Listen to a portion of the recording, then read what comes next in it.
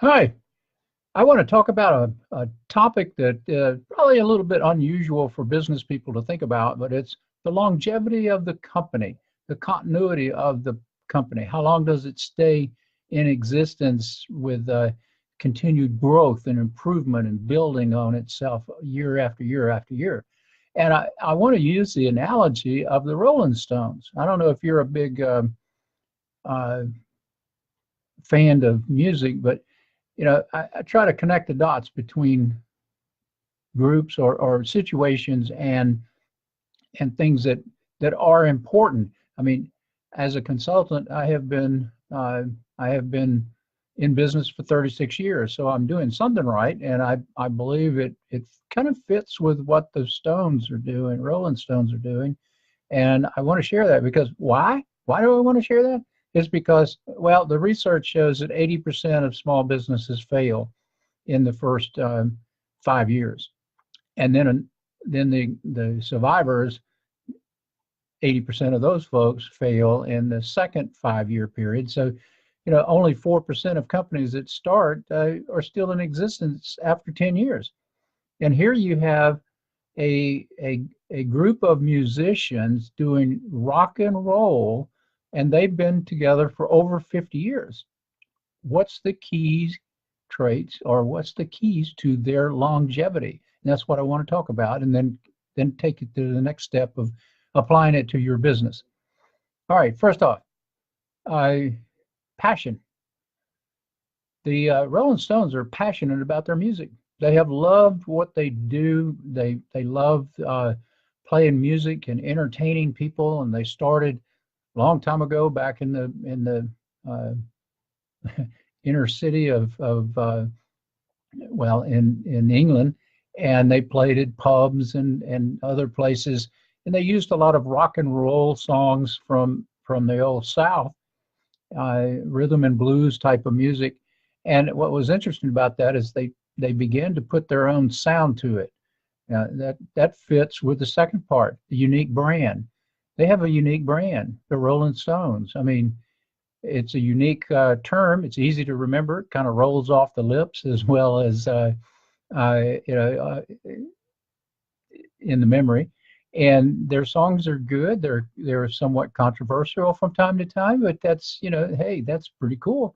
It gets you to thinking. But they have a unique brand or sound, and they have maintained that for a long time. They've been true to their sound, except for a couple of periods of time where the whole music industry kind of went radical and drifted off into some strange areas.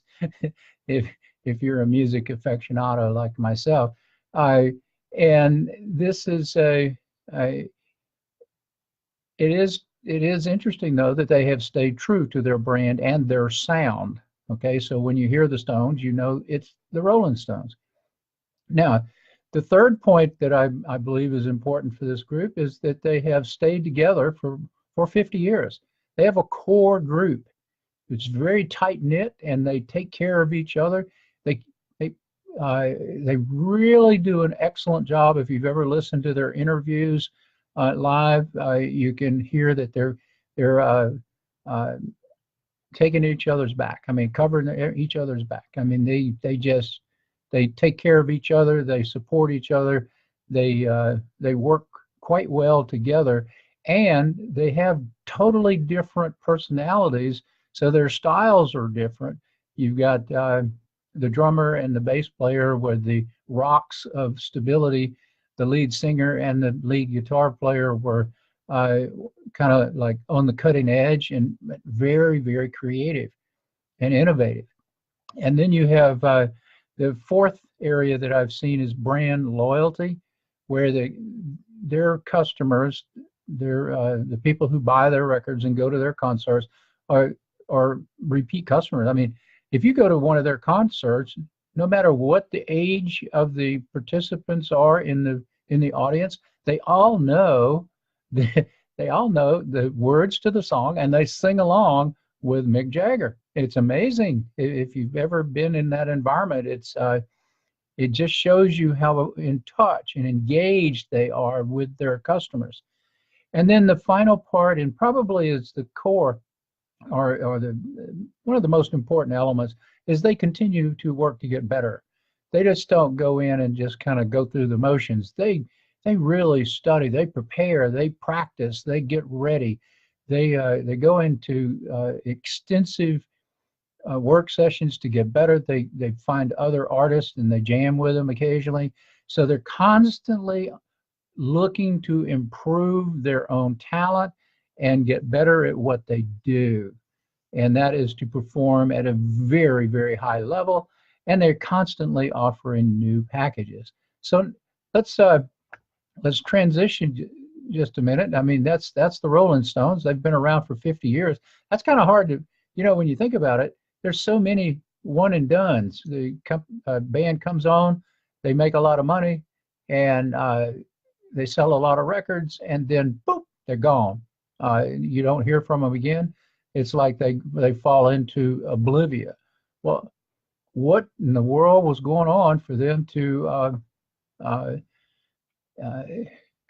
exist for 50 plus years and still be doing concerts in their 60s, 70s, and I mean, gosh, they might be approaching the 80s by now, or at least some of them.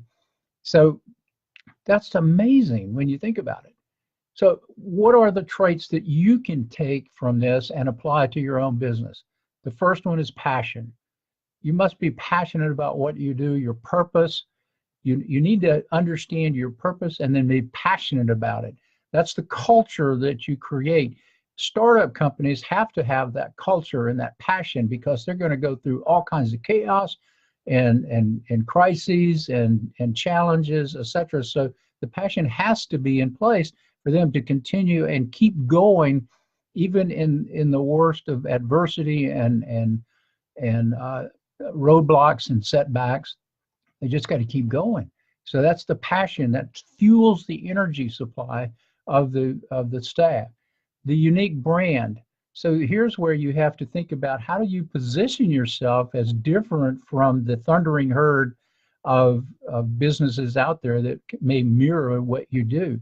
Well, it's pretty simple if you just pay attention to it. You can create a unique brand. You can differentiate yourself. I've done that by calling myself an organizational architect. I'm different from other consultants and business advisors in that I have worked with every functional area and I know the processes and the types of people involved in all the areas. I can put it together, stitch it together, so to speak, so that all the areas are working together at a very high level. And it always starts with the people, the talent, and then goes from there with processes and systems. The third area is to maintain a core group. It's fascinating to me how often people are mesmerized with the concept of let's bring in some new blood, let's hire new people, and they're constantly bringing in new, and they're in some cases they ignore, they take for granted, and they jettison seasoned people who had the passion and have the experience and knowledge of and the history of the company, and that's not valued as it should be. And let's face it, experience and wisdom and insights is sometimes very, very important to take the new ideas from the new blood and then mold it so where it works best for your company. Then the third area is loyal customers and fans, so to speak. Here you have to survey and keep track of your customers, making sure that they're really liking what you do and that you're excelling. You've got to be able to deliver what you promise in all cases. And if you can exceed expectations across the board as far as delivery of products and service and more importantly, results, then what happens is you get an excited group of loyal customers. I've been very honored that I've had customers for over 20 years that continue to call on me and ask my advice and engage me for projects because they know that I will work for them unequivocally and get results that makes, well, it makes the executives look good, but it also helps the performance of the organization, which is the key factor. once you do that on a regular basis, you've got a customer for life. And let me tell you, customers for life are a heck of a lot more profitable in the long run, because the acquisition costs of bringing on a new customer are excessive, excessive, capital letters. And then finally, the getting better all the time. I believe in continuous improvement. The best companies are into continuous improvement training. They do things to give their people a psychological edge, so to speak, by having the mindsets and the knowledge and the insights necessary to do their job at an extremely high level. And they're constantly looking to improve the talent. By improving and top grading the talent, you have the ability to set very, very high standards for the organization as a whole.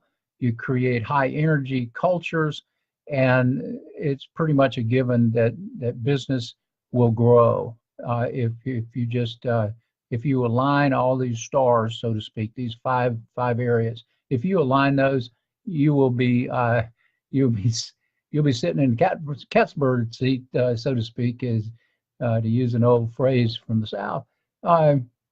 Anyway, I just want to conclude that those are the 5 areas that you need to look at.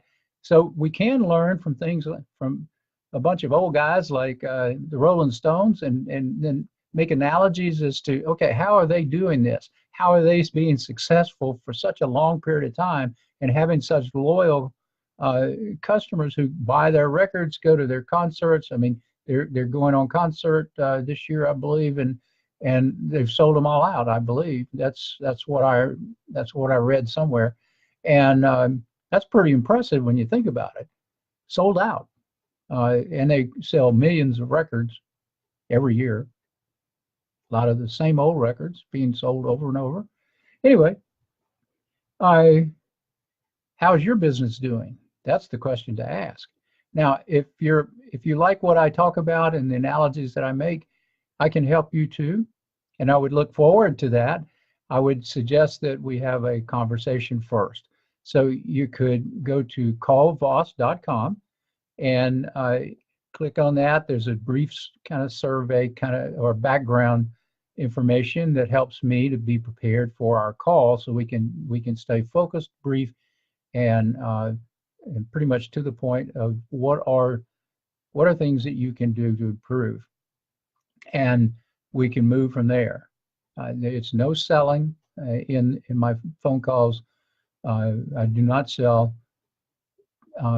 That's not a trick or a gimmick to get you to buy. It's strictly to have a conversation first. Then if there is a desire for you to work with me, then we can talk about that at a later date.